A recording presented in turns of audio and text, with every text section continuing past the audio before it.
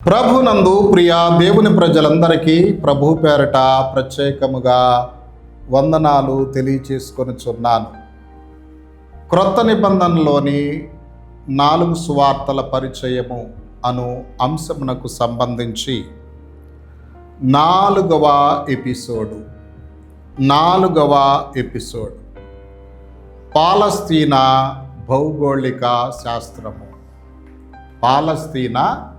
భౌగోళిక శాస్త్రము. ప్రభునందు ప్రియ దేవుని బిడ్డలారా, క్రొత్త నిబంధనలోని 4 సువార్తలు అర్థం కావాలంటే కొన్ని భౌగోళిక ప్రదేశాలు తెలిసి ఉండాలి.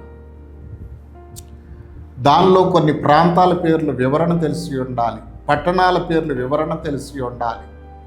ఇవన్నీ తెలియకుండా 4 గాస్పెల్స్ అర్థం కావు. నువ్వేమనుకుంటావంటే ఈ 4 సువార్తలు చాలా ఈజీ అనుకుంటావు.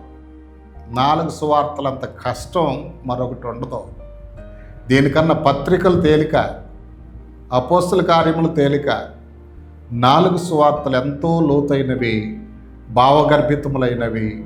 వీటి అర్థం కావాలంటే పాలస్తీనా భౌగోళిక శాస్త్రం తెలిసి ఉండాలి. పాలస్తీనా దేశాన్ని యేసు ప్రభు పుట్టిన దేశం, ఆయన కాలంలో పాలస్తీనా, ప్రస్తుతం ఇశ్రాయేలు దేశం అని పిలుస్తారు. అరబ్బులు దీన్ని పాలస్తీనా అని పిలుస్తారు. భౌగోళికంగా ప్రపంచంలోని అతి చిన్న దేశాల్లో ఒకటిది పాలస్తీనా దేశం. కానీ ఆధ్యాత్మికంగా చూస్తే ఎంతో గొప్పది. ఎందుకని? ప్రభు పుట్టిన భూమి. ప్రియులారా, ఈ పాలస్తీనా దేశానికి ఎల్లలు చెప్తున్నాను. ఉత్తరాన లెబనాన్ ఉంది, లెబనాన్ దేశం. దక్షిణాన ఇదూమియా ఎడారి ఉంది. పడమర మధ్యధరా సముద్రం ఉంది. తూర్పున అరేబియా దేశాలు ఉన్నాయి. దేవుని బిడ్డలారా, వీటి మధ్య పాలస్తీనా లేదా ఇస్రాయేల్ దేశం ఉంది. ఇప్పుడు ఇజ్రాయెల్ దేశంగా పిలువబడుతుంది. ఎందుకంటే ఈ భూభాగాన్ని అంతా నేను చూసా. 2018, 2019 2 పర్యాలు వెళ్ళి. తర్వాత ఈ దేశం యొక్క విస్తీర్ణం 36,000 చదరపు కిలోమీటర్లు. దక్షిణాన బెయిర్షెబా నుండి ఉత్తరాన దాను వరకు, దాను అనేది ఒక పట్టణం అండి, దాను వరకు విస్తరించింది. ఈ భూభాగం పొడవు 300 కిలోమీటర్లు, దక్షిణాన 120 కిలోమీటర్లు వెడల్పుగా ఉండి పైకి పోను విస్తీర్ణం తరుగుతూ ఉత్తరపు కోసన 40 కిలోమీటర్ల వెడల్పుకు చేరుతుంది.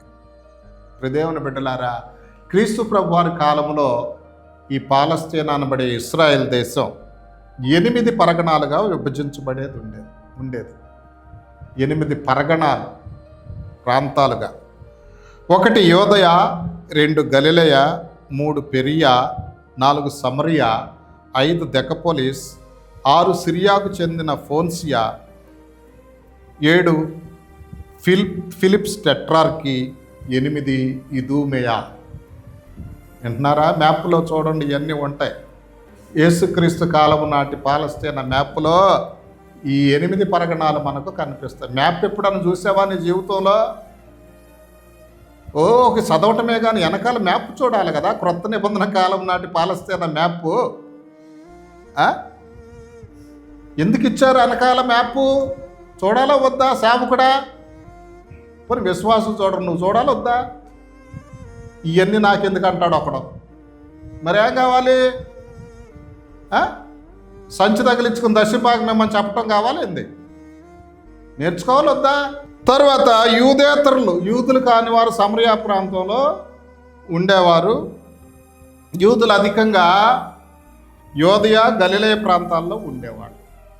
సమరియాలో యూదేతరులు ఉండేవాడు. ఎందుకని సమరయాలో యూదేతరులు ఉండేవాళ్ళు అంటే వీళ్ళు మిశ్రమ జాతి. వీళ్ళని అన్యులుగా భావించేవాళ్ళు, వీళ్ళతో కలిసేవాళ్ళు కాదు యూదులు. ప్రియులారా, అయితే ఈ పాలస్తీనాల్లో ప్రధానమైన ప్రాంతాల గురించి మనం ధ్యానిద్దాం. యోదయ ప్రాంతం అంటే ఈ పాలస్తీనాలో, ఇజ్రాయెల్లో దక్షిణ భాగాన్ని యోదయ అంటారు. ఈ భాగంలోనే ఈ దేశపు ముఖ్య పట్టణమైన యెరూషలేము ఉంది. దేవాలయం కూడా ఉండేది. టెంపుల్ మౌంట్ అనే స్థలం, ఇప్పుడు ఆ మసీదులు ఉన్న స్థలం యోదయాలోనే. యూదులు సంవత్సరానికి 3 సార్లు ఈ యెరూషలేంకి వెళ్ళేవాళ్ళంట.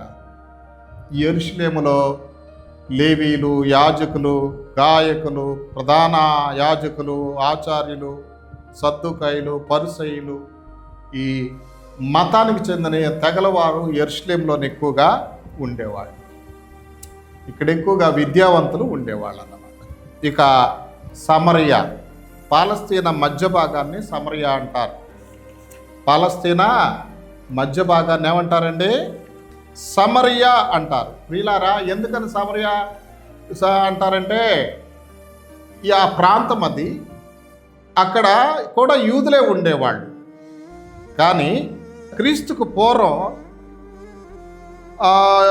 ఈ యూదులందరూ కూడా 721లో అష్షూరు వారు వచ్చి ఈ ప్రాంతాన్ని జయించి అందులో యూదులను చాలా మందిని చెరగొని తీసుకుపోతారు. కొంతమంది విడిచిపెట్టబడతారు. అక్కడ ఉన్నటువంటి యూదులతో అన్యులు వచ్చి కలిసి వాళ్ళని పెళ్లిళ్ళు చేసుకుని మిశ్రమ సంతతిగా ఏర్పడ్డారని 2 రాజుల గ్రంథం 17వ అధ్యాయం 24 నుంచి 41వ వచనం వరకు రాయబడింది. ఈ ప్రాంతంలో ఉన్న వాళ్ళని సమరీలు అంటారు. ఒరిజినల్ యూదులు వీళ్ళతో ఎంతమాత్రం కూడా కలిసేవాళ్ళు కాదు. వాళ్ళకి పచ్చగడ్డి ఎత్తే బొగ్గుమంట ఉండేది. అందుకనే గలిలే నుంచి యూదులు యెరూషలేంకి వెళ్ళాలంటే, యోదయాకి వెళ్ళాలంటే సమరయాలో గుండా వెళ్ళేవాళ్ళు కాదు. సమరయ చివరి నుంచి వాళ్ళ ఆ ప్రాంతంలోకి వెళ్ళకుండా తీర ప్రాంతాల మీదుగా యోదయాకి వెళ్ళేవారు. ఇక 3వ ప్రాంతం గలిలయ. పాలస్తీనా ఉత్తర ప్రాంతాన్ని గలిలయ అంటారు. ప్రియదేవుని బిడ్డలారా, ఇక్కడ యూదులు తక్కువగా ఉంటారు. యెరూషలేం కన్నా ఎక్కువగా ఉండరు. ఇక్కడ ఉన్నటువంటి వాళ్ళు మత ధర్మాన్ని అంతగా పాటించేవాళ్ళు కాదు. యేసు ప్రభు వారు గలిలేలోని నజరేతులోనే పెరిగాడన్నమాట. ఈ ప్రాంతం ఎక్కువగా గలిలయ ప్రాంతం బందిపోట్లకు స్థావరంగా ఉండేది.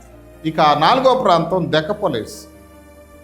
యోర్దాను నదికి ఆవల వైపు తూర్పున ఉంటుంది అన్నమాట. ఇది దెకపొలిస్ అంటే 10 పట్టణాల కూడలేని అర్థం. జరాసెన్స్ అనే దేశంలో దెయ్యం పట్టిన వాడిని బాగు చేస్తే దెకపొలి ఎంత ప్రకటించాడని మనం సువార్తల్లో చదువుతాం. అది ఈ దెకపొలి. ఇక పెరియా ఏంటంటే పెరియా, యోర్దాను నదికి అవతల ఉన్న తూర్పు భాగాన్ని పెరియా అంటారు. పెరియా అనే ప్రాంతం బైబిల్లో కనపడదు, కానీ యోసిఫస్ అనే యోధా చరిత్రకారుడు ఆ పేరు పెట్టాడు. బైబిల్లో మాత్రం ఆ పదమునకు బదులుగా యోర్దాను అవతల అని రాయబడి ఉంటుంది. మత్తయి సువార్త 4:23, 19:1, యోహాను సువార్త 1:28, 3:26, 10:40 యోర్దాను నది అవతల అని రాయబడి. ప్రియదేవుని బిడ్డలారా, గలిలయలో వ్యతిరేకత వచ్చినప్పుడు యేసు ప్రభు ఈ పెరియాకు వెళ్ళి బోధించేవాడు అన్నమాట. మత్తయి సువార్త 19:1, మార్కు సువార్త 10:1-45, లూకా సువార్త 10వ అధ్యాయం 1 నుంచి 18వ అధ్యాయం 34 వచ్చిన వరకు ఈ పెరియాను గురించి వ్రాయబడి ఉంది. దేవుని బిడ్డలారా, ఇది ఇప్పుడు ఇశ్రాయేల్ స్వాధీనంలో లేదు, దమస్కు వారి స్వాధీనంలో ఉందని ఉన్నట్లుగా మనం చూస్తాం. ఇక ముఖ్య పట్టణాలు ఏమండి, ఈ ప్రాంతాల్లో ఉన్న ముఖ్య పట్టణాలు. యోదయాలో యెరూషలేం ఉండేది. ఎక్కడ యెరూషలేం దేవాలయం ఉండేది, ఇప్పుడు లేదు అక్కడ. తర్వాత ఇది మతపరమైన కేంద్రం. యేసు ప్రభు వారి కాలంలో 25,000 మంది నివసించేవాళ్ళు అంటే యెరూషలేంలో. ఇశ్రాయేల్ పండుగ సందర్భంగా 3 సార్లు, సంవత్సరం 3 సార్లు వచ్చేవాళ్ళు. దాదాపు 75,000 మంది యాత్రికులు యూదులు ఎక్కడుండి ఎక్కడికి వచ్చేవాళ్ళు అంట. తర్వాత యేసు ప్రభు కాలంలో రోమీల రక్షక సైన్యం కూడా అక్కడే ఉండేది. దక్షిణాన హెన్నాలోయ ఉండేది. దానిలో చెత్త చెదారం వేసేవాళ్ళు. ఇది నరకానికి సాదృశ్యంగా చెప్తారు. తర్వాత బెత్లెహేం యోదయాలో, ఇది చిన్న పట్టణం. యెరూషలేంకి దక్షిణాన 7.5 కిలోమీటర్ల దూరంలో ఉంటుంది. ఇక్కడే దావీదు రాజు యేసు ప్రభు వారు జన్మించారు. తర్వాత యెరికో పట్టణం యోదయా ప్రాంతంలోని ప్రసిద్ధమైన పట్టణాల్లో ఒకటి. ఇది యెరూషలేంకు 18 మైళ్ళ దూరంలో సముద్ర మట్టానికి 800 అడుగుల దిగువన ఉంటుంది. ప్రభు చెప్పిన మంచి సమరయుడు కథ ఇక్కడే జరిగింది. తర్వాత బేతనియా, ఇది మార్తా, మరియా, లాజరు గ్రామం. ఒలేవు కొండ అంచునున్న ఒక ఊరు. ఇది యెరూషలేముకు క్రోసెడుకు తక్కువ దూరమున ఎరుకోకు మార్గమున ఉంది. ప్రియదేవుని బిడ్డలారా, ఇది మార్తా మరియల లాజరు ఊరు. తరువాత గలిలయలోని, ఇప్పుడు యోధాలో ఉన్నటువంటి ఊర్లు చెప్పే, గలిలయలోని కానా, ఏమండి, ఇక్కడే నీటిని ద్రాక్షరసంగా మార్చాడు ప్రభు. ఈ విషయం యోహాను సువార్త 2:1-12 వరకు ఉంది. ఇక్కడే ప్రధాని కుమారుని స్వస్థపరిచాడు. యోహాను సువార్త 4:46-54. ఈ తరువాత కపెర్నహూము, ప్రభునందు ప్రియ దేవుని బిడ్డలారా, ఏమండి, కపెర్నహూము ఇది గలిలయ సముద్ర తీరంలో ఉంది. ఇది తన సువార్త కేంద్రంగా చేసుకున్నాడు. ఇప్పుడు కూడా కపెర్నహూము ఉంది, కానీ అక్కడ ఇళ్ళే ఉండవు, శిథిలాలు మాత్రమే ఉన్నాయి. నేను ఆ కపెర్నహూములో వెళ్ళి అక్కడ ప్రార్థన చేసుకుని వచ్చి ఆ ప్రాంతంలో. ప్రియదేవుని బిడ్డలారా, ఇక్కడ త్రవ్వకాలు జరిపినప్పుడు 2-5 శతాబ్దాల మధ్య కాలంలో, ఒక యేసు ప్రభు వారి కాలంలో సమాజ మందిరం అంటే సినగోగ అంటారు గ్రీకులో, ప్రార్థనా మందిరం బయటపడింది. అలాగే 1981లో ఇంకొక త్రవ్వకం జరిపినప్పుడు 1వ శతాబ్దంలో అది కూడా కనపడింది. ప్రభునందు ప్రియదేవుని బిడ్డలారా, ఇది కపెర్నహూమును గూర్చి వ్రాయబడింది. ఇక నజరేతు మరియమ్మ తల్లి పుట్టినటువంటి ఊరు. ఇక్కడే యేసు ప్రభు పెరిగాడు. నాయీను విధవరాల కుమారుని లేపినటువంటి ఊరు ప్రియదేవుని బిడ్డలారా. అయితే ఇంకోటి, ఇక ఇవన్నీ ప్రాంతాలు. ఇక ఈ పాలస్తీనా దేశానికి నీటి వనరులు ఎక్కడి నుంచి వస్తాయి? నీటి వనరులు ప్రధానంగా 4 నీటి వనరులు ఉన్నాయి. 1 హౌలా సరస్సు, 2 గలిలయ సముద్రం, 3 యోర్దాన్ నది, 4 మృత సముద్రం. ఏమంటే రక్షింపబడటానికి ఇవన్నీ కావాలా అని మీరు అంటారేమో. కొత్త నిబంధన అర్థం కావాలంటే, 4 సువార్తలు అర్థం కావాలంటే వీటి వివరణ తెలుసుకోవాలా వద్దా? ఇవన్నీ అవసరమా? బుద్ధి లేని వాళ్ళు మాట్లాడతారు ఇవన్నీ అవసరమా అని. పెచ్చక్కు చెప్తున్నాను అనుకుంటున్నారు ఇవి. ఏమంటే పాలస్తీనా దేశానికి 4 నీటి వనరులు, 1 హౌలా సరస్సు, 2 గలిలయ సముద్రం, 3 యోర్దాన్ నది, 4 మృత సముద్రం. వీటి గురించి తెలుసుకుందాం. హౌలా సరస్సు అంటే ఈ గలిలయ సముద్రానికి ఉత్తర భాగంలో ఉంటుందంట ఇది హౌలా సరస్సు. ఇక గలిలయ సముద్రం, ఇది గలిలయ ప్రాంతంలో ఉంటుంది. దీనికి గెన్నేసరేతు సరస్సు అని, తిబీరియా సముద్రం అని కూడా పేరు. గలిలయ సముద్రం అన్నా, గెన్నేసరేతు సరస్సు అన్నా, తిబేరియా సముద్రం అన్న ఒకటే. వ్యవహారికంగా గలిలయ సముద్రం అని పిలుస్తారు. ఎప్పుడన్నా ఆలోచించావా? గెన్నేసరేతు సరస్సు అన్నా, గలిలయ సముద్రం అన్నా, తిబేరియా సముద్రం అన్నా ఒకటే. సావుకుల్లారా నేర్చుకోండి. దీనిలో మంచినీరు ఉంటుంది, త్రాగటానికి ఉపయోగపడుతుంది, వ్యవసాయానికి పనికొస్తుంది. ఈ గలిలయ సముద్రం చుట్టూ వ్యవసాయం బాగా సాగేది. దాని చుట్టూ మంచి పట్టణాలు కూడా వెలిసాయి. ఈ గలిలయ సముద్రం పొడవు 19 కిలోమీటర్లు, వెడల్పు 12 కిలోమీటర్లు. ఈ సముద్రం మీదే చిన్న దోనేసుకుని ప్రభు తిరిగేవాడు. చేపలు ఎక్కువగా దొరుకుతాయి ఇక్కడ. నేను వెళ్ళినప్పుడు ఈ సముద్రంలో పడవ షికారు చేసాం.